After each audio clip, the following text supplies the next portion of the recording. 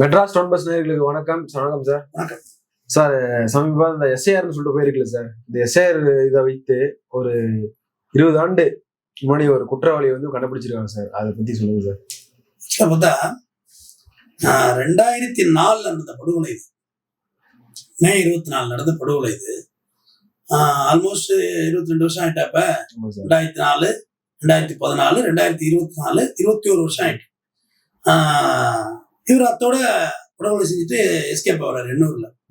எண்ணூர் ஸ்டேஷன்ல எண்ணூர்ல புகார் ஆகுது. என்னன்னு பாத்தீங்கன்னா, மரியம் பிவி அப்படிங்கிற ஒரு புகார் கொடுக்குறாங்க. மரியம் பிவி என்ன சொல்றாங்கன்னா, நான் ஹவுஸ் ஓனர், என்னோட வீடு பெரியமேட்ல இருக்கு, பட் எங்க வீட்டுக்கே ஃபோன் பண்ணி ராஜேந்திரன் அப்படிங்கிற ஒரு ஃபோன் பண்ணி, உங்க வீட்டுல கொலை பண்ணி போட்டிருக்கேன், போய் பாருங்க அப்படின்னு சொல்லிட்டு போயிட்டு இருக்காரு.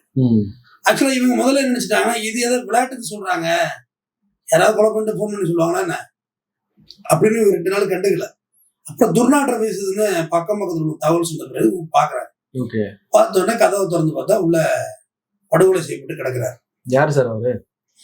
அவர் பேர் பாத்தீங்கன்னா தாஜுதீன் அப்படிங்கிற படுகொலை பண்ணிருக்காரு. ராஜேந்திரனுக்கு திருமணம் ஆயிருந்திருக்கு. ஆனா 2வது வாட்டியா அதாவது திருமணம் ஆகி அந்த மனைவியோட வாழாது இவங்க ரசூல் பேபி அப்படிங்கிறோட தொடர்புல லிவிங் ஸ்டைல்ல வாழ்ந்துருக்காங்க. ராஜேந்திரன் அப்பா பேரு பரமேஸ்வரன். இதுதான் வாழ்க்கை. ஊரு பேரு கடலூர். வேற எந்த டீட்டெயில்ஸும் இல்ல. ஊர்ல ரெண்டல் அக்ரிமெண்ட்லாம் டீப்பா போடுங்கன்னு சொல்றதுக்கு காரணம் அதுதான். வேற எந்த தகவலுமே இல்ல. இது அப்படியே காலங்கள் போயிட்டு இருந்திருக்கு. அடுத்தடுத்த இன்ஸ்பெக்டர் மாற அப்படி அப்படியே அந்த பெட்டியிலே இருந்திருக்கு. தேடி பார்த்து விட்டுட்டாங்க, கண்டுபிடிக்க முடியல. இப்ப ஆவடி கமிஷனர் புகார் எங்கெங்கெல்லாம் பெண்டிங் அக்யூஸ்ட் எல்லாரையும் தூக்குங்க அப்படின்னு இப்ப உத்தரவு கொடுத்துருக்காங்க. காரணம் எலெக்ஷன் வருது, 2வது மைண்ட் ஓவர் பண்ண முடியாத வழக்குகள் அப்படியே பெண்டிங் வச்சுட்டு போறது நல்லா இருக்காது, தூக்குங்கன்னு உத்தரவு போடுறாங்க. அந்த உத்தரவுப்படி வீரகுமார் டிஎஸ்பி அவர் தலைமையில, அசிஸ்டன்ட் கமிஷனர் அவர் தலைமையில தனிப்படை அமைச்சு எஸ்ஐஆர் ஃபார்ம் ஃபில் பண்றாங்கல்ல இப்ப, அந்த மாதிரி ராஜேந்திரன் பரமசிவம் அப்படின்ற அட்ரஸ்ல கடலூர் மாவட்டத்துல யார் இருக்கான்னு ரேண்டமா பாத்துருக்காங்க. எல்லாமே ஆன்லைன்ல அப்டேட்ல தானே இருக்கு. அதுல பார்த்தப்போ ஒரு 8 பேரு அதுல வந்திருக்கிறாங்க. அந்த 8 பேர் வீட்டுக்கும் தனிப்படை அந்த ஷவுட் போலீஸ் எல்லாம் கிடையாது. அதுக்கு நார்மலா போலீஸ்க்கான அடையாளமே இல்லாத போலீஸ் இருக்காங்கல்ல, அவங்கள செட் பண்ணி ஒரு வீட்டுக்கு போய் ஃபார்ம் ஃபில் பண்ண, எஸ்ஐஆர் ஃபார்ம் எடுத்துட்டு உங்க வீட்டுல யார் இருக்கா, எத்தனைக்கா, எப்போ ஓட்டு போட்டாங்க, இப்படிங்கிற டீட்டெயில்ஸ் எல்லாம் கலெக்ட் பண்றாங்க. கலெக்ட் பண்ண பிறகுதான் ஒரே ஒரு சஸ்பெக்ட், பாக்கி யாருக்கும் வழக்குக்கு சம்மந்தம் இல்லை, அதை அப்படியே எஸ்ஐஆர் ஃபார்ம் மாதிரியே டீல் பண்ணிருக்காங்க. ஏன்னா குற்றவாளியை கலங்கப்படுத்திட்டு ஓடிடுவான், அப்படியே டீல் பண்ணிட்டு வந்துட்டாங்க. கடைசா கடலூர் மாவட்டம் ஆக்கரூர் அப்படின்ற ஊர்ல தான் ஒரு சஸ்பெக்ட் இருக்கு, ராஜேந்திரன் பரமசிவம், லாஸ்ட் விக்டர். நேரா போயிட்டு அங்கேயும் உட்காந்து விசாரிக்கிறாங்க. அங்க ரசூல் பேபி தான் எழுதுறாங்க. ஏன்னா இதுல அக்யூஸ்டோட போட்டோ எதுவுமே பெருசா கிடைக்கல போலீஸுக்கு. அப்ப ரசூல் பேபிட்டு பேசல, வீட்டுக்கார பேர் என்னமா அப்படின்னு, அவர் பேரு ரஃபீக் அப்படின்னு அவங்க சொல்றாங்க. ரஃபீக்கா, அவரு 2002 வாக்குல எங்க ஓட்டு போட்டாரு அவரு அப்படின்னு கேக்குறாங்க. 2002 எங்க ஓட்டு போட்டாங்க, நம்ம எண்ணூர்ல ஓட்டு போட்டாங்கன்னு இருக்காங்க.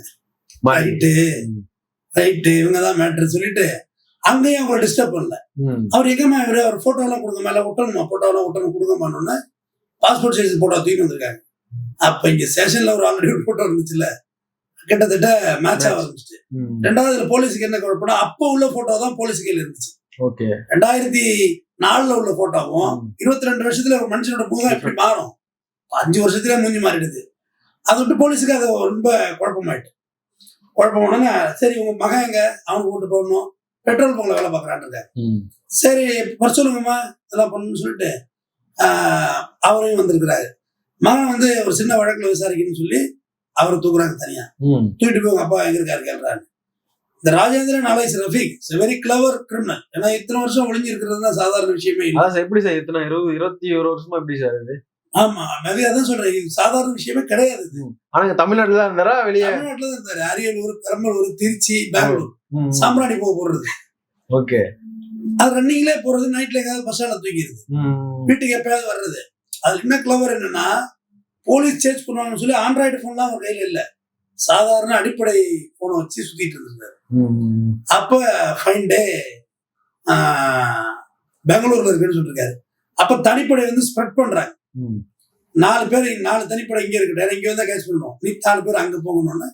அங்க போனா அவர் வந்து ஒரு பையனை வச்சு, எங்க பாருங்க என்னப்பா எப்பப்போ ஊருக்கு வர்ற, ஓட்டெல்லாம் போடணும் அப்படின்னோடனே, நான் பெங்களூர்ல இருக்கேன் அப்படின்றாங்க. பெங்களூர்ல போனா மண்டிவாலா சந்தையில இருந்திருக்காரு தலைவர்.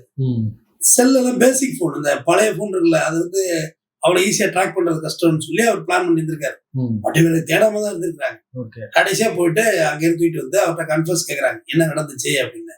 அவர் ஒத்துக்கிட்டாரு, குற்றத்தை நான் தான் செஞ்சேன். நான் போலீஸ் நெருங்கி வந்துட்டாங்கல்ல, கன்ஃபர்ஸ் பண்றாரு. என்ன சொல்றாருன்னா, எனக்கு கல்யாணம் ஆகி ஏற்கனவே பொண்டாட்டி இருக்கு, நான் வந்து ரசூல் பேபியோட நான் செட்டில் ஆயிட்டேன். அப்ப நான் இன்னொரு பகுதியில இந்திரா நகர் அந்த அட்ரஸ்ல நான் குடியிருந்தேன். குடியிருக்குள்ள தாஜுதீன்னு சொல்லி என் நண்பரு, அவரும் நானும் ஒன்னா உட்காந்து ட்ரிங்க்ஸ் குடிச்சிட்டு இருந்தோம் வீட்டுல.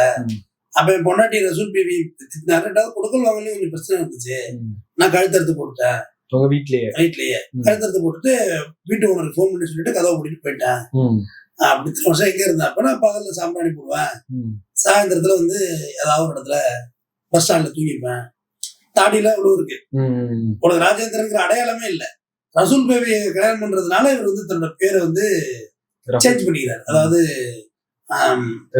ரஃபீக்னு சேஞ்ச் பண்ணிட்டு இஸ்லாத்தா மாறுற மாதிரி சீன் போட்டார். ஆனா அந்த போலீஸ் டீமுக்கு ரொம்ப ரியலி கிளவரா அவங்க டீல் பண்ணிருக்காங்க. கொஞ்சம் கலங்கப்படுத்துறதால நாடோடியா இருக்கணும் பிடிக்கவே முடியாது. அடுத்து அங்க இருந்து வேற எங்கேயாவது கிளம்பி நார்த் போயிட்டா என்ன செய்யறது? ரொம்ப அழகா இந்த எஸ்ஐஆர் ஃபார்மை வச்சு காமெடி பண்ணி தூக்கிட்டு வந்துட்டாங்க. ஆளை தூக்கிட்டு வந்து ரிமாண்ட் பண்ணிட்டாங்க. காவல்துறை கமிஷனர், ஆவடி காவல்துறை கமிஷனர் இந்த ஸ்பெஷல் டீமுக்கெல்லாம் ரொம்ப பாராட்டுகள்லாம் தெரிவிச்சாரு. கிட்டத்தட்ட நான் தான் சொல்லுவேன், என்ன தப்பு வேணா செய்யலாம். அந்த உலகம் என்ன தண்டனை சார் கிடைக்கும்? மாட்டுதாங்க, கொலை வழக்கு தான், லைஃப் தான். லைஃப் 22 வருஷம் அப்ஸ்காண்டு எல்லாம் சேர்த்து உள்ள வெளில விட மாட்டாங்க. வர ஒன்ஸ் ரிமாண்டுக்கு போறாருல, இவர் பெயில் கொடுக்க மாட்டாங்க. கொடுத்தா அவர் அப்ஸ்காண்ட் ஆயிடுவாருன்னு தெரியும். அதனால உள்ளே வச்சு ட்ரையல் எடுத்துருவாங்க. ஆல்மோஸ்ட் எல்லாம் பிடிச்சிட்டாங்க. சவுலே ஒரு அக்யூஸ் தானே, ஒரு சார்ஜ் ஷீட் போட வேண்டியதுதான். கேஸ் நிக்குது நிக்கலங்கிறதுலாம் எனக்கு சொல்ல தெரியாது. அதெல்லாம் இத்தனை வருஷத்து கேஸ், அதுக்கு என்னால ஐ விட்னஸ் கொண்டு வரணும், சாதாரணப்பட்ட விஷயமா. நான் கன்ஃபர்ஸ் வச்சு இப்படி தானே கொடுக்க மாட்டாங்க. மற்றபடி நல்லா போலீஸ் நல்லா ட்ரையல சூட்டப் பண்ணாங்கன்னா கேஸ் ட்ரையல் ஸ்ட்ராங்கா நிற்கும். கேஸ் ஜெயிக்கிறது தோக்குறது பத்தி எனக்கு சொல்ல தெரியாது, அது ப்ரிடிக்ட் பண்ண முடியாது. விட்னஸ் எல்லாம் கிரியேட் பண்ணி கொண்டு வரோம். அன்னைக்கு உள்ள பக்கத்து அக்கம் பக்கத்துல உள்ளவங்க பார்த்தோம், வச்சோம், எடுத்தோம், இப்ப அப்படின்றதெல்லாம் வந்ததுன்னா கிளியரா வந்துடும். ஏன்னா மர்டர் இல்ல, இது சண்டை கேஸா நாங்க சமாதானம் ஆயிட்டு கை கொடுக்க முடியும். மர்டர் இது, எல்லாரையும் கொண்டு வரணும். எல்லாரையும் கொண்டு வந்து மறுபடியும் விசாரிச்சு இந்த வீட்டோட ஓனர் பரியன் பிவி எல்லாம் கொண்டு வந்து இவர் தான் வீட்டுக்கு வாடகை எடுத்தாரு போனாரு மறுபடியும் எல்லாம் கொண்டு வந்தா கண்டிப்பா வழக்கு தண்டனை ஆகும். நான் இந்த பிரபஞ்சத்துல உங்க எல்லாருக்கும் சொல்ற ஒரே ஒரு விஷயம் அதுதான். நீங்க என்ன தப்பு ஒன்னா செய்யலாம், யாரும் நம்மளை பார்க்கலன்னு நினைச்சுப்பீங்க. நீங்க என்ன ஒன்னா பண்ணிட்டு பொழைச்சிக்கலாம், நம்மளை யார் என்ன பண்ணிட போறா அப்படின்னு நினைக்கிறீங்க, தவறு. பிரபஞ்சம் கண்டிப்பாக உங்களுக்கான தண்டனை கொடுக்கும். இதே விதத்தையும் நீ அறுத்தே ஆகணும், எந்த இது மாற்று கருத்து இல்லை. ஆனா அவருமே யோசிச்சிருக்க மாட்டாங்கல்ல சார், ஆமா அப்படியே போயிடல, அப்படியே சுத்திட்டே அப்படியே நீங்களே போயிடலாங்கிற மாதிரி வாழ்றது தானே. கொஞ்சம் ஒரு வயசாயிட்டு நீங்களே போறது தானே. அதை வந்து இதை யோசிச்சிருக்க.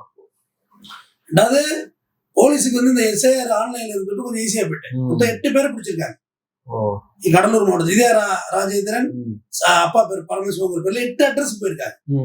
8 அட்ரஸ்ல போக்குள்ள இதுதான் கிளாஷ் ஆயிருக்கு. அதெல்லாம் ஒரு செகண்ட்ல பிடிச்சிருவாங்க. அதனால இது கிளாஷ் ஆயிருக்கு. அதுலயுமே வந்து ரொம்ப அழகா ரஃபீக்குங்கிற பேர் தான், அவருக்கு இன்னொரு பேர் இல்லைங்கிறதுலாம் தெளிவா சொல்லிதுன்னு வச்சுக்க. போலீஸ் நினைச்சுட்டு தான் தெளிவா சொல்லியிருப்பாங்க. அதுதான் அந்த வீரகுமார் அவர் டிஎஸ்பி ரொம்ப பாராட்டணும். போலீஸ்ன்னு சொல்லாம எஸ்ஐஆர் ஃபார்ம் ரியாலிட்டியா அந்த போட்டோ எடுத்துருவாங்க, பழைய போட்டோ எடுத்துருவாங்க, புது போட்டோ எடுத்துருவாங்க, அதை எடுங்க இது எடுக்குன்னு கேட்டாங்கல்ல, அதுல சிக்கிடுச்சு.